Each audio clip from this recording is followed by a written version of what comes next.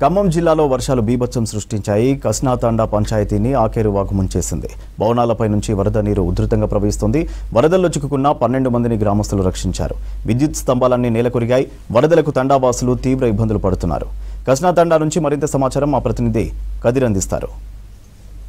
వర్షం బీభత్సం కారణంగా ఖమ్మం జిల్లా మొత్తం కూడా అతలాకుతలమైంది. ప్రధానంగా రూరల్ మండలంలోని కస్నాతండా ఏదైతే ఉందో, ఇప్పుడు నేను ప్రస్తుతం కస్నాతండాలో ఉన్నాను.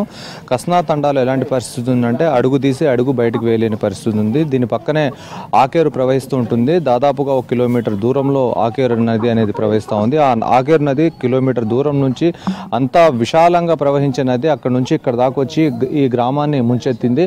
అయితే ప్రస్తుతం ఏదైతే విజువల్స్లో ఈ బిల్డింగ్స్ అయితే కనిపిస్తున్నాయో, ఈ బిల్డింగ్స్ మొత్తం కూడా మునిగిపోవడం జరిగింది. ఇదే గ్రామంలో దాదాపుగా ఒక 16 మంది పైన చిక్కుకోవడం జరిగింది. ఇక్కడ రెస్క్యూ చేయడానికి కూడా ఎవరు అధికారులు రాలేదు. స్వయంగా గ్రామస్తులు ఇక్కడికి వచ్చి గ్రామస్తులు ఇక్కడ ఉన్న ప్రజానికాన్ని కాపాడటం జరిగింది. ప్రతి ఒక్క ఇంట్లో కూడా ఈరోజు కరెంట్ లేదు. కరెంట్ స్తంభాలు మొత్తం కూడా విరిగిపోవడం జరిగింది. ఇక్కడ డ్రైనేజ్ పరిస్థితి అయితే కనీసం బయటికి వెళ్లే పరిస్థితి లేదు. డ్రైనేజ్ నీళ్లు మురుగునీరు ఇంట్లోనే ఉన్నాయి.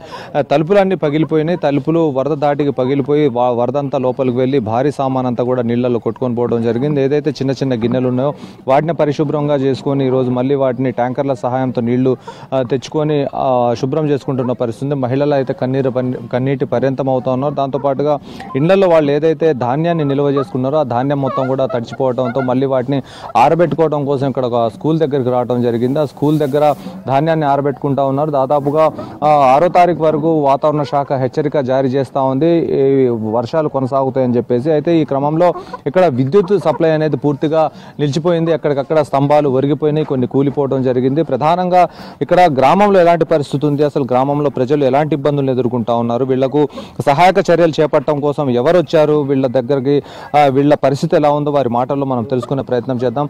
తల్లి, ఎంత ధాన్యం తడిచింది, ఇంటి దగ్గర ఎలాంటి పరిస్థితి ఉందమ్మా? లేకుండానే కట్టుబట్టలతో వెళ్ళిన సాయి 6ంటికి వచ్చింది. 6ంటికి రాగానే ఇంక వెళ్ళిపోయినాం. గట్టిగానే కట్టుబట్టలతో పోయినాం. 6 పట్టొడ్డు గింజ గెరువు కప్పెర్లు అన్ని పోయినాయి. బుడ్డ గిలాసలే ఉన్నాయి. ఏం లేకుండా పోయినాయి సార్. మేము ఒట్టిగానే ఉన్నారు. పుణ్యకాలం అయ్యి ఉన్నాం మేము. తలుపులు పోయినాయి కొట్టుకొని. ఇంట్లో జరబడి తలుపులు కూడా లేచిపోయినాయి. ఏమి లేవు. అట్లా గోసకున్నాం మేము. బియ్యం లేవు, అన్ని మొక్క వచ్చినాయి, అన్ని బూజు వచ్చినాయి. ఒకనే వెళ్ళిపోయినాం సారు. ఒకనే బయటకు వెళ్ళిపోయినాం.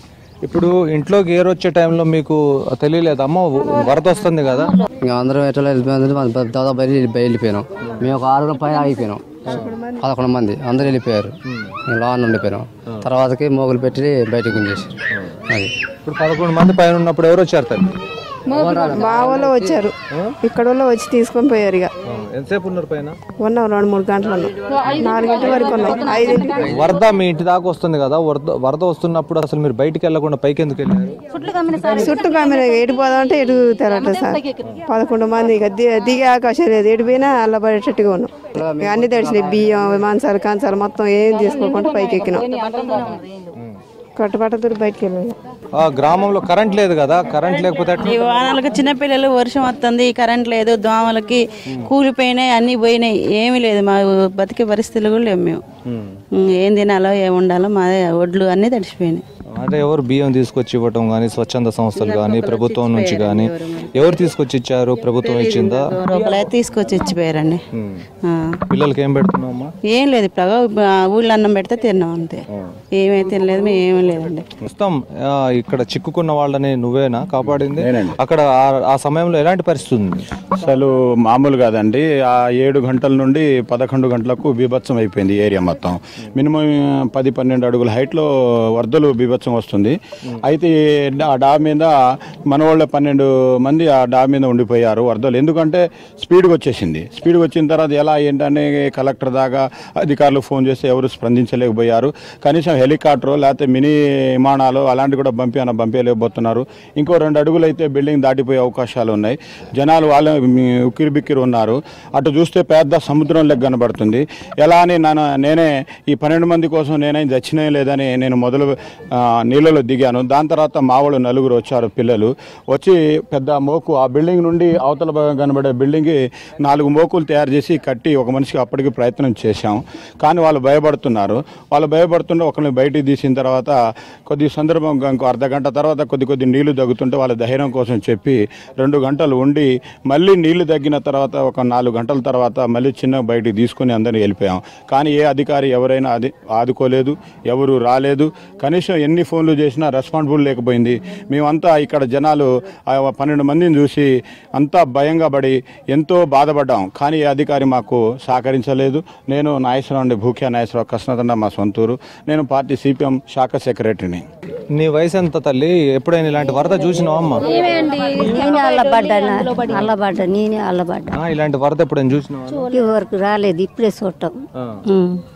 ఎక్కడ దెబ్బ తగిలిందమ్మా నీకు? ఏం జరిగింది అసలు ఆ రోజు? అట్ట పడ్డా అలా నేను దేంట్లో పడ మించి పడ్డా. అయితే అబ్బాయి బలవంతంగా తీసుకొచ్చాను. 4 బడుసులు పట్టపోయి రావుతారు. ఇప్పుడు మీ ఊళ్ళో ఎంతమంది జనాభా ఉంది, ఎంత డ్యామేజ్ జరిగింది, దీనికి సంబంధించి ప్రభుత్వానికి ఎన్ని నివేదికలు ఇచ్చారు? ఇప్పుడు మా ఊళ్ళో 1600 మంది జనాభా ఉన్నారు. ఒక 425 ఇళ్ళు ఉన్నాయి. దీంట్లో 1వ వార్డు, 2వ వార్డు, 3వ వార్డు, ఇటు పోతే 7వ వార్డు పూర్తిగా ధ్వంసం అయిపోయినాయి. దాంట్లో సుమారుగా దాదాపు 225 ఇళ్ళు మునిగిన దాంట్లో ఒక 150 ఇళ్ళు దాంట్లో ధాన్యాలు కానీ వాళ్ళు తినే ఆహార పదార్థాలు కానీ, రేషన్ బియ్యం కానీ, టీవీలు కానీ, ఎలక్ట్రికల్ సామాన్లు కానీ, లేదా తినే కంచాలు కానీ, బట్టలు కానీ, పుస్తకాలు కానీ, వాళ్ళకి సంబంధించిన పిల్లల సర్టిఫికెట్లు కానీ, ఆధార్ కార్డు కానీ ఏ మాత్రం తీసుకోలేదు. ఎందుకంటే నా వయసు ఇప్పుడు 54 సంవత్సరాలు. నేను పుట్టిన తర్వాత కూడా ఈ వర్షం నీళ్ళు ఎప్పుడు మా ఊళ్ళో రాగా నేను చూడలేదు. కానీ ఊరంచుకు వచ్చి పోయి గతంలో 2-3 సార్లు. కానీ ఇంత వర్షం రావటం కూడా ఎట్లుందంటే ఒక 2-3 గంటలు ఊరిని అంతా కమ్ము చుట్టేసింది. ఇటు దక్షిణం వైపునే ఆకేరు ఉంది, ఇటు పోతే తూర్పునేమో ఇటు గుండాలతండ వాగుంది, అటు పోతే ఉత్తరం వైపునేమో అటు మరికుంట చెరువు ఉంది, పడమడ వైపు కోతుల వాగుంది.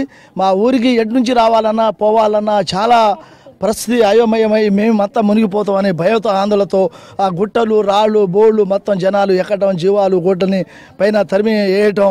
దాంతోపాటు కొంతమంది యువకులు, కొంచెం గజీతగాళ్ళు, పిల్లలందరూ కొంచెం ధైర్యంతోనే కొంతమందిని ట్రాక్టర్ మీద, ఆటోల మీద తరలించి కొంచెం ఎత్తైన ప్రదేశాల్లో ఉంచడం జరిగింది. ప్రభుత్వానికి ఏం సూచన చేస్తారు? ప్రభుత్వాన్ని ఏం కోరుతున్నారు? ఖమ్మం జిల్లా ఖమ్మం రూరల్ మండలం కస్నాతండ ఆకేరు వరదలో పూర్తిగా కోట్ల రూపాయలు నష్టపోయినటువంటి గ్రామం ఇదికి. అదేవిధంగా దాదాపు 200 ఇళ్లలో ఈ తండలో నీళ్ళు వచ్చి ఇవాళ సర్వస్వం కోల్పోయినటువంటి గ్రామ ప్రజల్ని ఇప్పటిదాకా ప్రభుత్వం వైపు నుంచి సంబంధించిన అధికారులు సందర్శించలేదు. మొన్నటి నుంచి గ్రామస్తులే ప్రయత్నం చేస్తున్నారు. నిన్నటి నుంచి మేము కూడా ఇవాళ ప్రభుత్వ పరంగా భోజనం పెట్టలేని పరిస్థితి ఇక్కడ.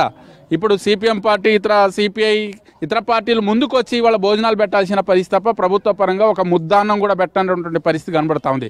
రెండోది, నిన్న కలెక్టర్ గారు రివ్యూ మీటింగ్ ముఖ్యమంత్రి గారి సమక్షంలో ఖమ్మం రూరల్ మండలం కసనతండ, తనగంపాడు, గుండాలతండ ఆ ప్రాంత, అదేవిధంగా అవతల భాగం కూడా పంటలని 100 ఎకరాలు నష్టపోయినా ఇప్పటిదాకా నష్టపోయినట్టు అంచనా వేయలేదు. ఇక్కడ కనీసం తహసీల్దార్ వచ్చి గ్రామంలో ఇల్లు తిరిగి వాళ్ళ కష్ట సుఖాలేంది కూడా రెవెన్యూ అధికార యంత్రాంగం ఇప్పటిదాకా ఒక అడుగు కూడా అయినటువంటి పరిస్థితి ఉంది. ఎందుకని ఇంత దారుణం అంటే కసనతండ గిరిజన గ్రామం కాబట్టి వివక్షతన. ఇప్పటికీ మంత్రి గారు పాలేరు కాన్స్టిట్యున్సీ ఉన్నటువంటి మంత్రి గారి నియోజకవర్గం ఇది.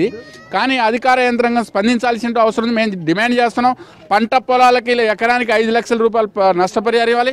ఇళ్లలో పూర్తి స్థాయిలో నష్టపోయారు. ఇవాళ తిండి గింజలు కోల్పోయినటువంటి వీళ్ళందరికీ కూడా కనీసం బియ్యం సరఫరా చేయాలా, నిత్యావసర సరుకులు సరఫరా చేసి ప్రతి కుటుంబానికి 5 లక్షల రూపాయలు ప్రభుత్వం ఆర్థిక సాయం చేయాలి. రెండోది వడ్లు. ఇప్పుడు వడ్లని కూడా తడిసిపోయి మొక్కలు వస్తాయి. ఎందుకు కొనరు?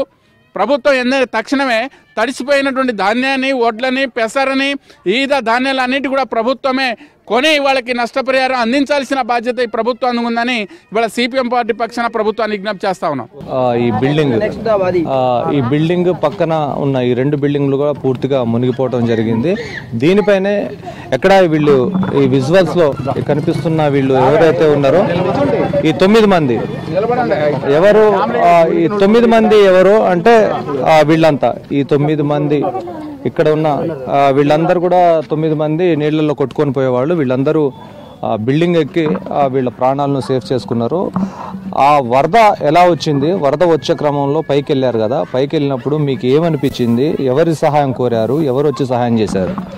ఎవరు సహాయం చేయలేదు, ఊరు చుట్టూ నీళ్ళు కమ్మేసేని ఇటు పోదామన్నా ఏం ఆపరేషన్ లేకుండా సపసప డాబా ఎక్కేసాము. డాబా ఎక్కినాక ఊళ్ళో మీకు ధైర్యంగా ఉండండి విమానం వస్తుంది ఎవరు రాలేదు. ఎవరు రాకుండా నాగేశ్వరరావు గారు ఒకడే తాడేసి అమ్మని తీసుకుపోయేసరికి వాళ్ళతో పడది మధ్యలో.